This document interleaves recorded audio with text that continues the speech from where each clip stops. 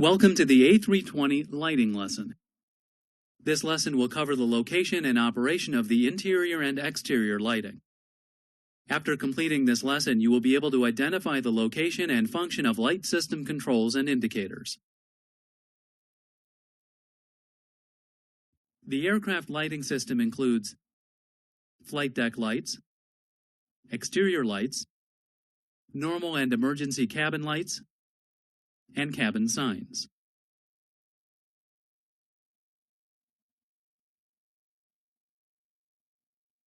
Controls for the lighting system are found on the flight deck.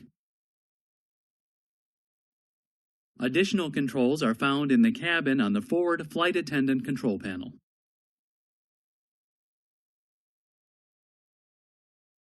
Two rectangular incandescent dome lights are used for general lighting of the flight deck. One is located above each pilot's seat. A paddle switch on the interior light control panel allows you to select two brightness levels or to turn these lights off.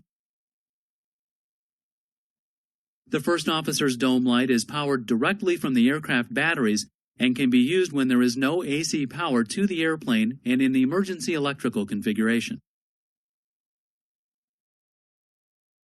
One adjustable incandescent light located on the overhead panel illuminates the aft portion of the center pedestal. A rheostat knob labeled Floodlight PED located on the pedestal controls this light.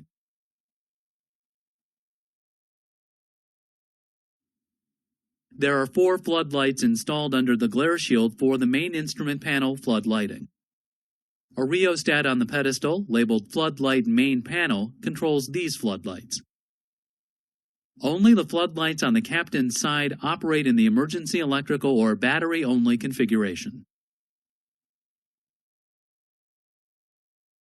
Integral lights are used to illuminate the overhead, glare shield, main instrument, and pedestal panels. Controls for these lights are located throughout the cockpit. The overhead integral light knob controls the overhead integral lights. A rheostat labeled Integral Light Main Panel and Pedestal knob, located on the captain's pedestal, controls the lighting for the main panel and pedestal. The glare shield and FCU lighting is controlled by 2 knobs under the glare shield.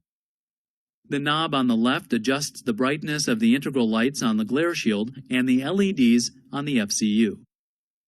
The knob on the right increases the brightness of the FCU displays.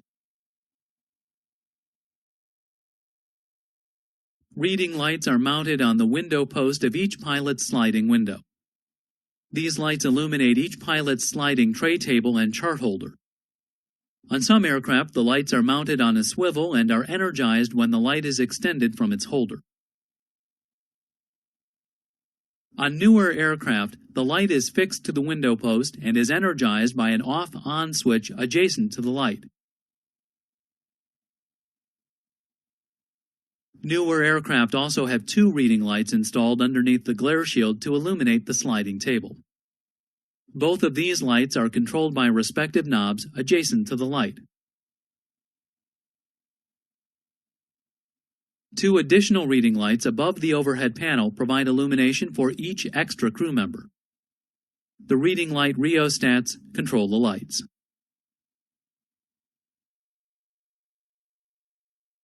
Two incandescent console floor lights illuminate each pilot's console, flight bag storage area, and floor area.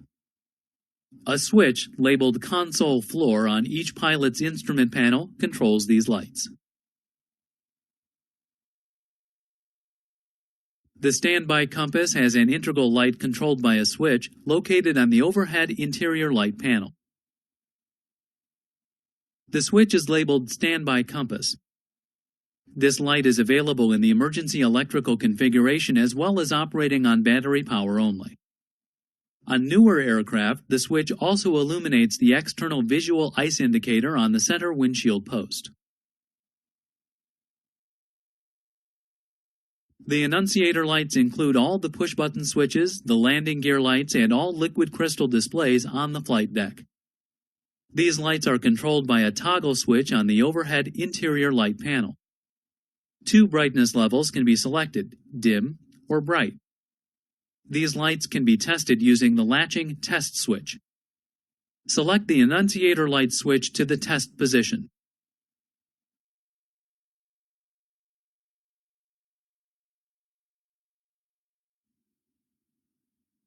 During the test, the LCD characters appear as 8s to indicate that each LCD segment is functional. The LCD window on the ADIRS panel uses a snowflake pattern during this test to indicate normal function. The annunciator light test also illuminates all the failure symbols on both primary flight displays and navigation displays. Switches for all exterior lights are located on the exterior light section of the overhead panel. 2 sets of navigation lights are located on each wingtip and on the tail cone. Each set performs the same function but uses separate bulbs. Some aircraft are equipped with logo lights on the upper surface of each horizontal stabilizer. These lights are controlled by the nav and logo switch and will remain illuminated as long as the switch is in either the 1 or 2 position. Position 1 turns on the logo lights and illuminates the first set of nav lights. Position 2 turns on the logo lights and illuminates the second set of nav lights.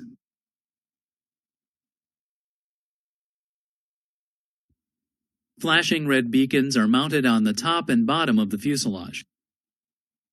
The beacons are controlled using the beacon switch on the exterior light panel and can be selected either on or off.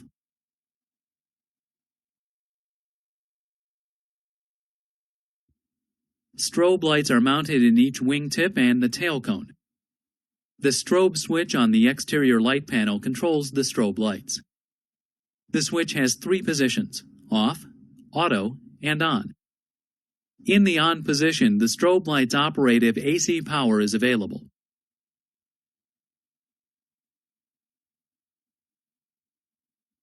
In the auto position, the strobe lights only operate when the aircraft is in flight.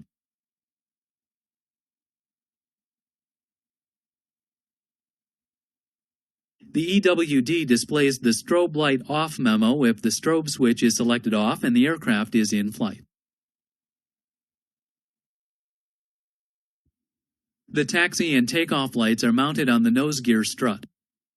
The smaller light is the taxi light and the larger light is the takeoff light. The nose switch on the exterior light panel controls these lights. The switch has 3 positions: off, taxi, and takeoff. When this switch is placed in the taxi position, only the smaller taxi light illuminates.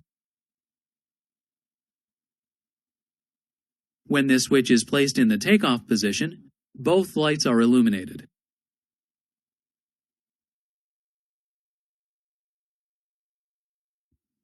Two runway turnoff lights are installed at a 45-degree angle on the nose strut. They illuminate the areas on both sides of the aircraft. The runway turnoff switch on the exterior light panel controls these lights. Select the runway turnoff switch to on.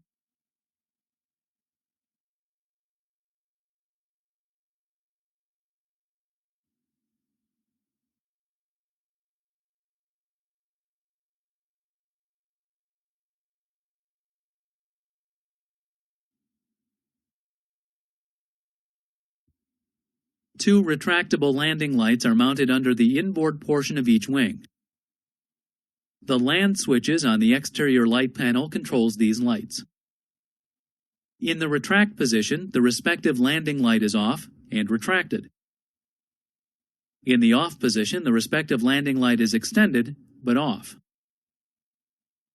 The EWD displays a landing light memo message if at least one landing light is extended. In the on position, the respective landing light is extended and on.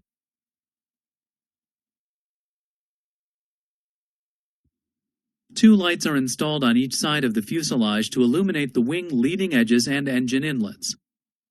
The wing switch on the exterior light panel controls these lights.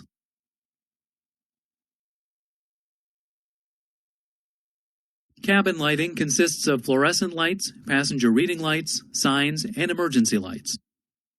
Lights are installed in the cabin ceiling, above the cabin windows, and in the lavatories and galleys. Cabin lighting is normally controlled from the flight attendant control panel. Fluorescent lights located in the ceiling between doors 1 left and 1 right are controlled by these buttons. Fluorescent lights installed in each lavatory are controlled by a master on-off button. Locking the door increases the light intensity. Reading lights are installed above each flight attendant station and passenger seat. The lights are controlled by a master on-off button and by on-off buttons adjacent to each seat. Fluorescent lights are installed in each galley and are controlled by a work light switch. The seatbelt switch on the signs panel controls the fasten seatbelt signs. Selecting this switch on illuminates the fasten seatbelt signs throughout the cabin and the return to your seat sign in each lavatory. A seatbelt ECAM memo also appears.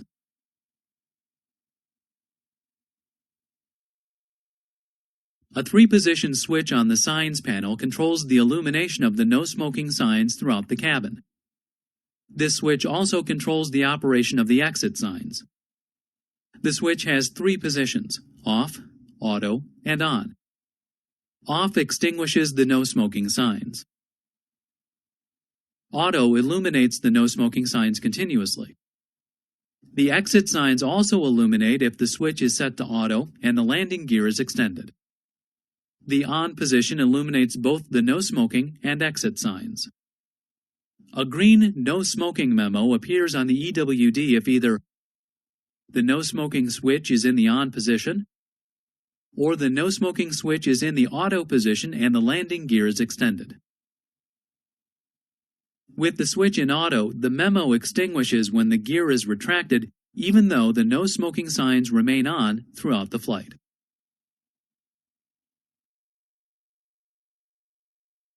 The aircraft is equipped with a cabin emergency lighting system which includes escape path lighting and signs, overhead emergency lights, exit signs, lavatory auxiliary lights, and escape slide lighting. Cabin emergency lighting is normally powered by the electrical system. Self-contained battery packs power the escape path lights and signs in the event of an electrical failure. Exit signs help passengers and crew members locate exits during an emergency. Large exit signs are mounted above the center aisle at the front, middle, and rear of the cabin. Exit signs are also located at floor and eye level at each main exit door. Escape path lights locate exits during an emergency. The lights are installed on the sides of the seats next to the aisle on the left side of the aircraft. White lights lead to each exit, and red lights indicate the exit. The overhead emergency lights are designed to provide a backup source of cabin illumination in the event of a power failure to the primary cabin lighting. The escape slide lighting provides illumination of all overwing and door slides during evacuation of the aircraft. These lights illuminate automatically when a slide is deployed. The lights are powered by internal battery packs which are charged by the aircraft's electrical system.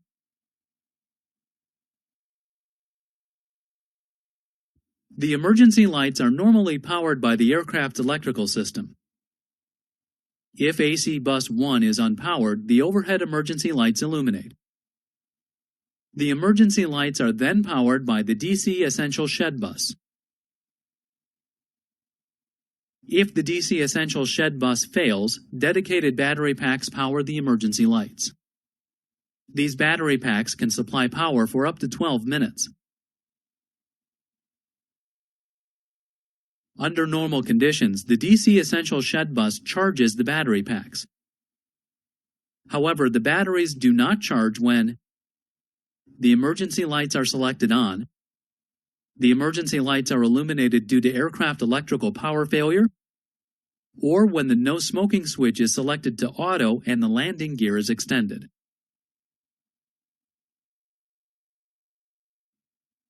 Emergency lighting can be controlled manually from the flight deck using the emergency exit light switch on the overhead signs panel. The emergency exit light switch has 3 positions: off, arm, and on. When the switch is off, the emergency lights are extinguished and the amber off light next to the switch illuminates. The arm position causes the emergency lights to illuminate when AC bus 1 is unpowered or the DC essential shed bus is unpowered. Selecting the switch to on illuminates the exit signs, escape path lights, and overhead emergency lights.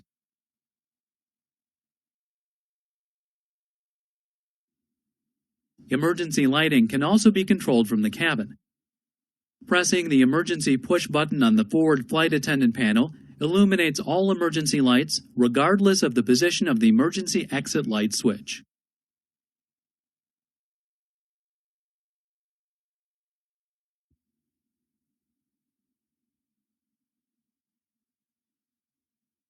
That is correct.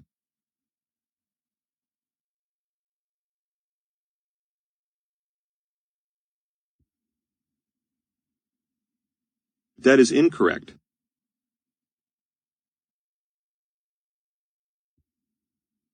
That is correct.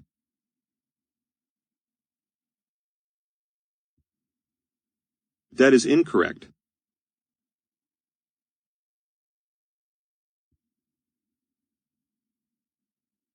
That is incorrect.